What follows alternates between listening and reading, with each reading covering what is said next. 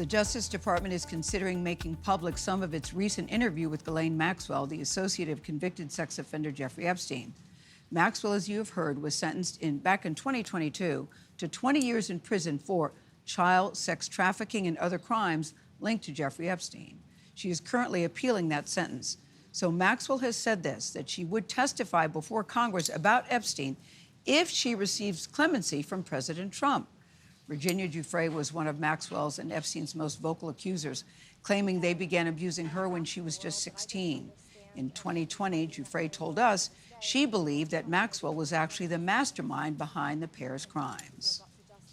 She is a monster. She's worse than Epstein.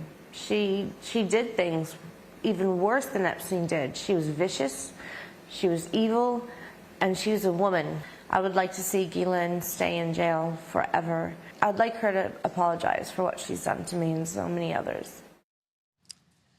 Virginia Giuffre's claims were not part of Maxwell's conviction. Giuffre died by suicide in April, we're sad to say. We are joined now by her brother, Sky Roberts, and her sister-in-law, Amanda Roberts. I'm so glad to have you here both. You know, I did that interview with her during COVID, so we were doing it by Zoom, and I was so struck by your sister's bravery, her courage, her resilience, and her determination to get this story told. And I have to tell you guys, I'm almost embarrassed to admit this. I hadn't even focused on Ghislaine. We were so focused on Epstein and his crimes. I didn't even register about Ghislaine so much until she started saying she was a monster. I went, what? Monster? What did she tell you, Amanda and Sky, about Ghislaine Maxwell? What was your understanding? Amanda, you go first. In conversations with Virginia, she really described Ghislaine as almost this puppet master, that she kind of was the brains behind recruiting the girls and really used like her womanhood to build that trust and lure these girls in. And then the mask would slip, and she wasn't a victim like the narrative is trying to change right now. She was an active participant in the abuse, the physical and destructive abuse. She was an active participant and a ringleader in this. She was an active, Sky, she was actively participating? Correct, yeah. My sister had conversations with me about, you know, how she would physically get involved with her and other survivors out there and physically assault them.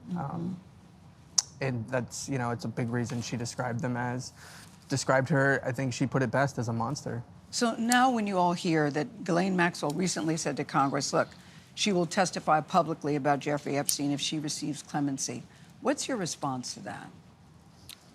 For me, I think it's, why are we listening to a known perjurer? I mean, I think if anybody needs to be heard, it's the survivors. They should have a voice. They should have a platform to be able to stand on. And right now, all we're listening to is somebody that is known to be a perjurer. And so, you know, in terms of the testimony, like, I mean, to me, I think we need to be listening to the other side of things, which is the survivors and their voice, help elevate those. You know, it's being reported from CNN that there is a meeting, they're having a meeting tonight at the Vice President's house to come up with a strategy on how to handle the Epstein case. Ghislaine Maxwell, should they release her video, should they release her conversations that she recently had with the Attorney General? When you hear that there is a strategy and that they're trying to figure out a way to have a united front, what do you think about all this, Amanda? None of this feels normal, and none of it feels above board. There were no conversations with survivors and the family of survivors. There was no outreach to hear that side of the story, which is the center of this story. They're completely being forgotten. Would you like to have conversations with the Trump administration or the law enforcement officials on this case? Would either one of you like that? 100%. I think we would be the first ones to show up and give our sister's testimony and remind people why she needs to be behind jails and the correct facility. You know, the punishment should fit the crime, and right now where she currently is does not fit the crime. Yeah, she's been moved to a less secure prison, as you know. What did you think when you heard that? The president said, and we should say, the president has made it very clear he was not involved in any of this. He's not been convicted in any of this, in any wrongdoing in the Epstein case. What is your feeling when you hear that the president said, I did not know she was going to be moved to this facility? I did not know exactly what she has said to Todd Blanche. I don't know at this time. Yeah. I mean, whether or not you knew it happened, I think it makes you question if there's any backdoor deals going on. You know, for her to be moved to a minimum security prison, which essentially is for white collar crimes, and it's been reported across the board that they made an exception for this. And so it's highly convenient that after she had these conversations with, with various members of the, the administration, that there's now being some sort of preferential treatment going on. And so I do think it makes us question what kind of backdoor deals could be going on. Let's talk about your sister for just a second, guys, because I told you I admired her so much, and she had been through so much. I would call and check on her from time to time when she had children. I was very happy when she became a mother, when she fell in love and got married. It's a very complicated relationship that has not ended well. And then when she took her own life in April. What do you want people to know about Virginia Giuffre? Because for many people, she's a very attractive blonde teenager in the picture with Prince Andrew. What do you want us to know about her, Sky? What did she tell you about her life?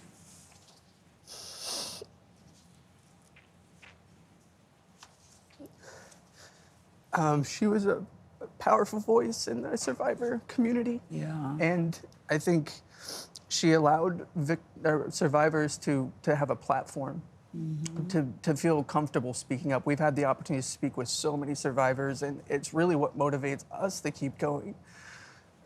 But she was also a mom. Yes. She was a sister. Yeah. She was, a friend.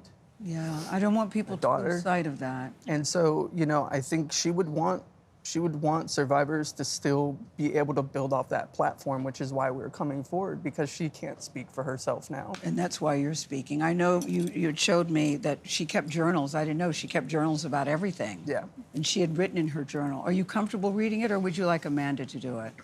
I'm going to hand this over to Amanda to read.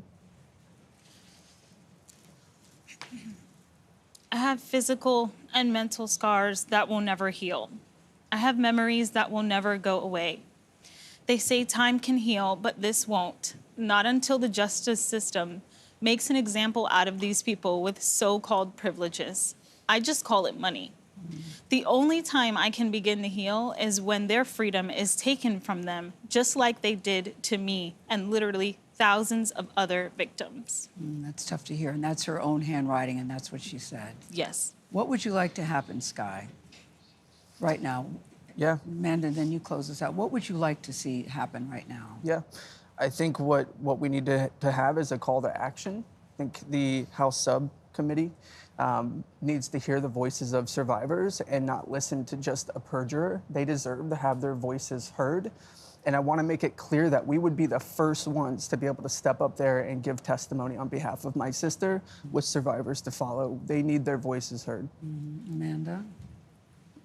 And how do you think about how President Trump is handling this? I'm curious, since he has a huge voice in this. I think there were promises that were made from the very beginning, specifically with this administration.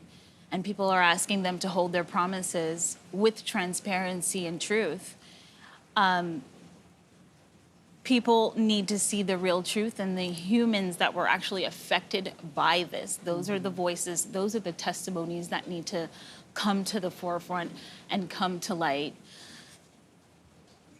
It would be a travesty. It makes me sick. It makes survivors sick. It is a slap in the face. The idea that she could potentially get a pardon. Survivors are saying no. Yeah. No to leniency, no to a pardon. Will you silence them again? Yeah. Amanda, thank you. Very well said. Sky, thank you. I know that this is very difficult. And, you think that you're ready to talk about it, and then you start saying the words out loud, and then it hits you. Thank you so much. I wanted people to have a better understanding, because what I know about this, it's a news story. People move on. But Virginia Giuffre mattered to many people, certainly to your family. She was not just another victim. Thank you both. Thank you both for coming. Thank you.